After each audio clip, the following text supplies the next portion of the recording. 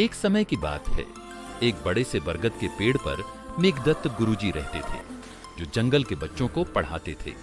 उनके दो प्रिय शिष्य थे, एक टिंकू नाम का तोता और दूसरा मिंकू नाम का उल्लू। टिंकू तोता बहुत तेज रटने वाला था।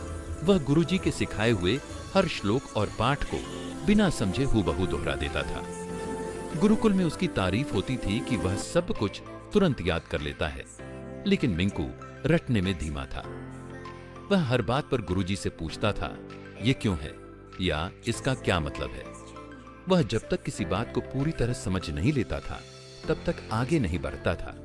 टिंकू मिंकू पर हंसता था, अरे मिंकू, क्यों और कैसे में समय बर्बाद मत कर, बस रट ले और तू भी मेरी तरह जल्दी पाठ पूरा कर लेगा। गुरुजी मेघदत्त यह सब देखते और मुस्कुराते थे। एक दिन गुरुजी ने दोनों को एक अलग तरह का पाठ दिया।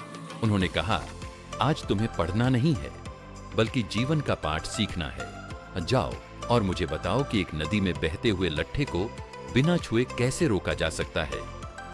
टिंकू तोते ने तुरंत अपनी याद की हुई किताबें दोहराईं, जिसमें नदी, लकड़ी और बहाव के बारे में कई बातें लिखी थीं, पर सही उपाय उसे याद नहीं आया, क्योंकि उसने कभी किसी समस्या को व्यावहारिक रूप से समझा ही नहीं था।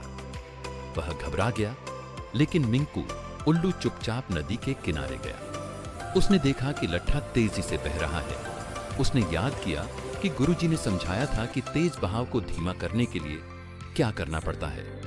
उसने किनारे पर मौजूद कुछ रेत के थैले और कुछ बड़े पत्थर इस तरह से नदी के बहाव में रखे कि पानी की मुख्य धारा कटकर धीमी हो गई। पानी का बहाव धीमा होते ही लट्ठा किनारे पर आकर रुक गया। गुरुजी बहुत प्रसन्न हुए मिंकू से। उन्होंने कहा, टिंकू, तुमने बहुत कुछ याद किया, लेकिन जब ज्ञान को इस्तेमाल करने का समय आया तो तुम असफल रहे। मिंकू, तुमने समझदारी और कारण पर ध्यान दिया, इसलिए तुम सफल हुए।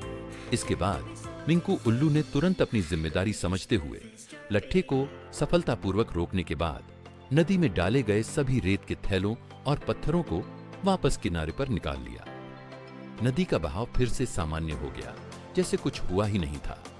गुरुजी ने मुस्कुराते हुए कहा, याद रखना, सच्चा ज्ञान वही है जो समस्या को सुलझाए और साथ ही प्रकृति का सम्मान भी करे। कहानी की सीख क्या होनी चाहिए, कमेंट करके बताइए।